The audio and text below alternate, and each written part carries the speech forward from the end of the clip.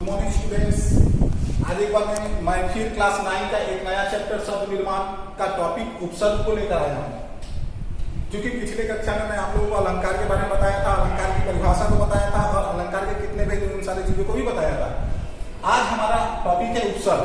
क्योंकि उपसर्ग जानने से पहले हम पहले शब्द निर्माण को जान लेते हैं। देखो शब्द क्या है, आप लोग पहला क्लास 5, 6, 7, 8 में भी पढ़ते हैं कि शब्द किसे कहते हैं। वर्णों या अक्षरों के सार्थक समूह को हम लोग क्या कहते हैं, शब्द कहते हैं। आप लोग जानते ही हो। और उन्हीं शब्दों को और एक अन्य शब्द के साथ जोड़कर हम क्या करते हैं, एक नए शब्द का निर्माण करते हैं, उसे ही हम शब्द निर्माण कहते हैं। अब हम पहले शब्द निर्माण की परिभाषा को देख लेते हैं और शब्द निर्माण कितने तरह से होते हैं, कितने प्रकार से किए जा सकते हैं, उसको भी हम देख लेते हैं। तो पहले हम शब्द निर्माण की परिभाषा को देख लेते हैं।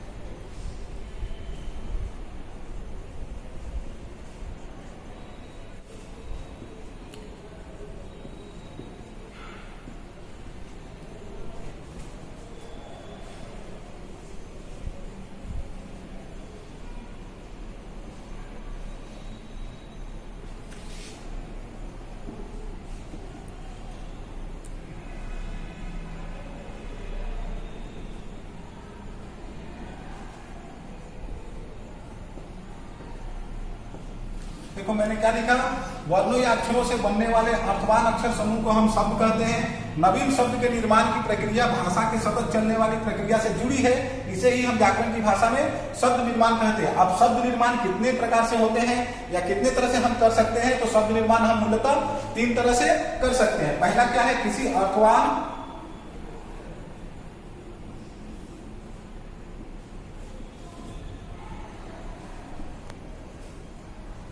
या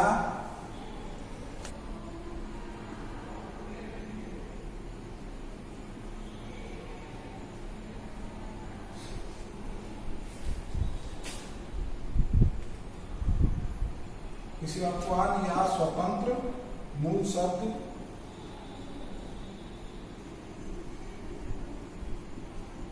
के प्रारंभ में जुटकर या जोड़कर करते।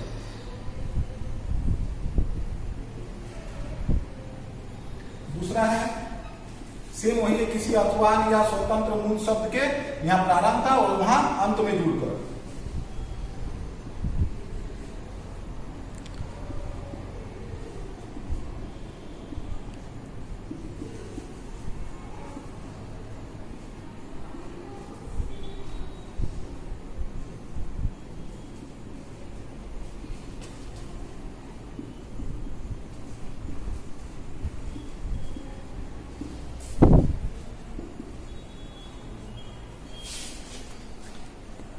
अर्थवान शब्दों को जोड़कर।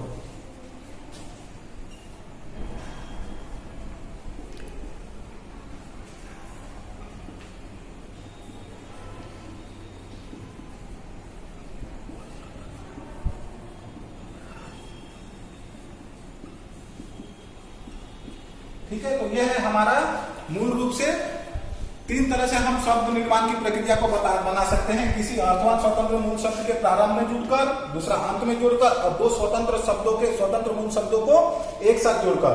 तो जो प्रारंभ में जोड़कर है इसे हम उपसर्ग कहते हैं, जो हमारा आज का टॉपिक है। और जो अंत में जुड़ता है उसे हम प्रत्यय कहते हैं, जिसको हम नेक्स्ट क्लास में पढ़ाएंगे। ठीक है।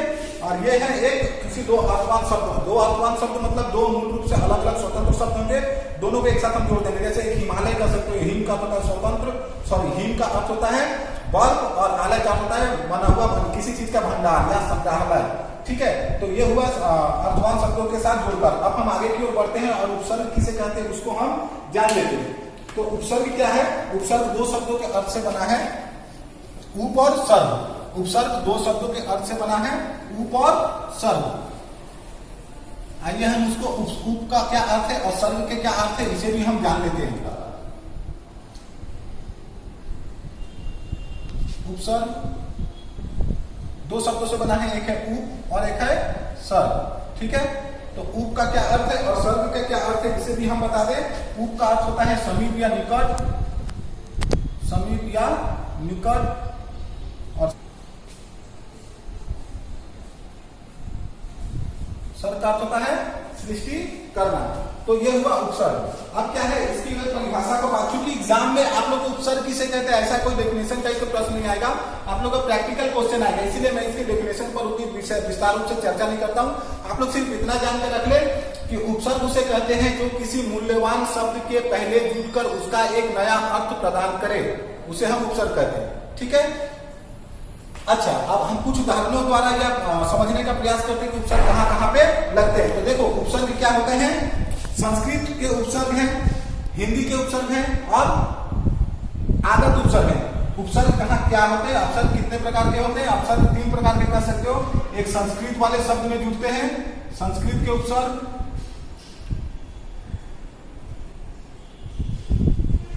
ठीक है। दूसरा है हिंदी के उपसर्ग।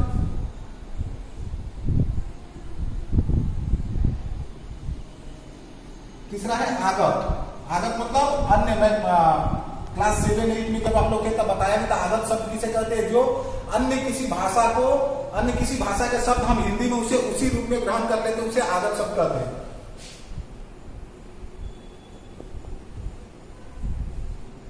अब इस आगत के उपसर्ग के दो भागों में हम रख सकते हैं, एक उर्दू के और एक अंग्रेजी के। ठीक है। इसको हम दो भागों में रख सकते हैं, एक हिंदी उर्दू के और एक अंग्रेजी के। तो चलिए हम एक एक करके संस्कृत के उपसर्ग को पहले उदाहरण के द्वारा देखते हैं कि संस्कृत के उदाहरण कैसे हैं या किस प्रकार के होते हैं। तो संस्कृत के उदाहरण में देखो क्या है, संस्कृत यानी चूंकि जो संस्कृत के शब्द हैं उसमें हम उसके संस्कृत के शब्द के पहले उपसर्ग को लगाकर एक नया शब्द को हम बनाते हैं, उसे संस्कृत के उपसर्ग को हम कह सकते हैं। जैसे है आगमन, आहार, आकार इत्यादि। जैसे संस्कृत के उपसर्ग को हम यहाँ पर लिख देते हैं।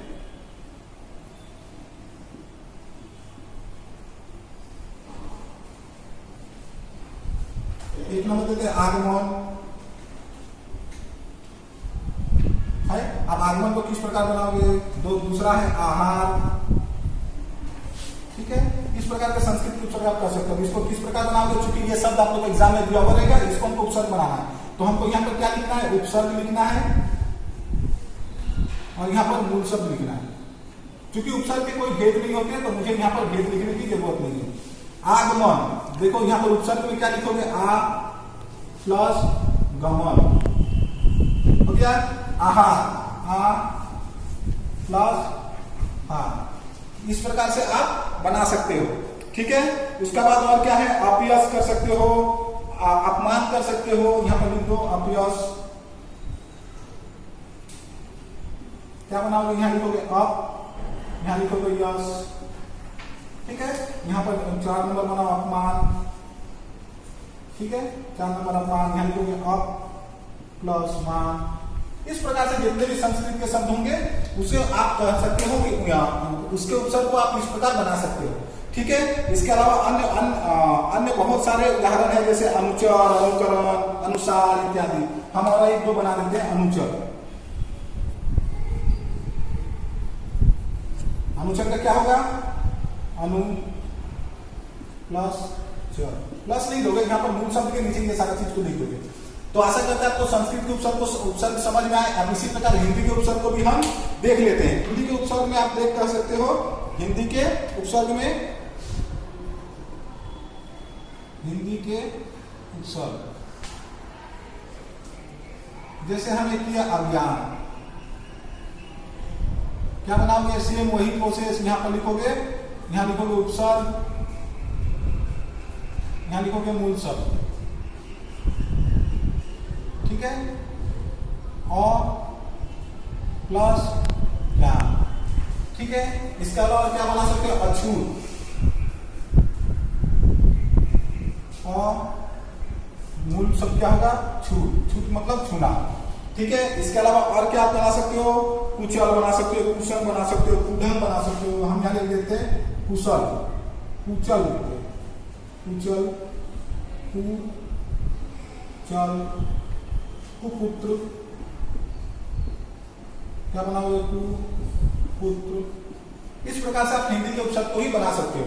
अब ये रहा, अगला रहा आगत के उपसर्ग। आगत यानी उर्दू और अंग्रेजी के जो शब्द हैं उसमें हम उपसर्ग को किस प्रकार लगाएंगे। तो पहले उर्दू को हम देख लेते हैं, पहले उर्दू के उपसर्ग को हम देख लेते हैं।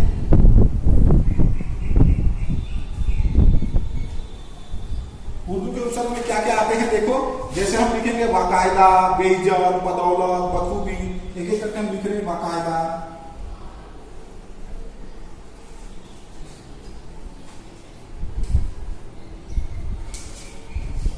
बखूबी, और एक लिख सकते हो आप बदनाम।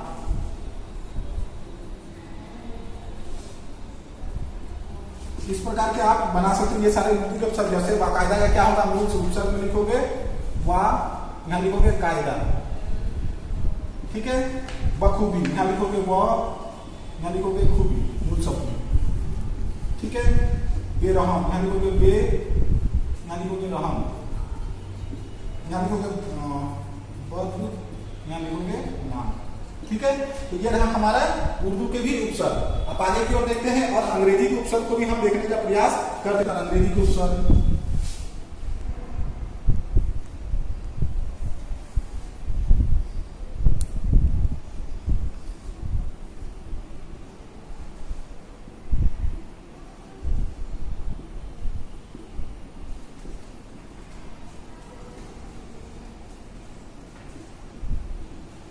इस प्रकार के जो शब्द होंगे वे होंगे क्या, अंग्रेजी के उपसर्ग। क्या होगा, यहां पर लिखोगे उपसर्ग, यहां लिखोगे मूल शब्द, ठीक है। उपसर्ग में क्या लिखोगे, डिप्टी कमिश्नर,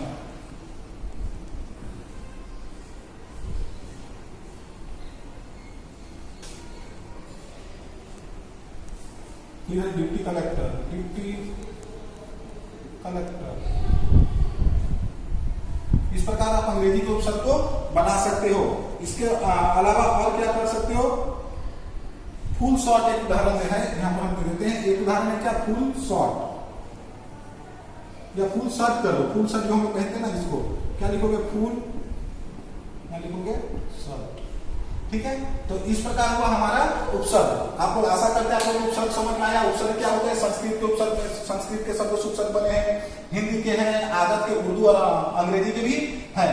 इस प्रकार से बनाओगे। आशा करते हैं आप लोगों को यह बहुत ही आसान लगा होगा। अगले कक्षा में मिलेंगे प्रत्यय को लेकर। अगले कक्षा में हम प्रत्यय के बारे में आप लोग को बताएंगे। धन्यवाद, थैंक यू।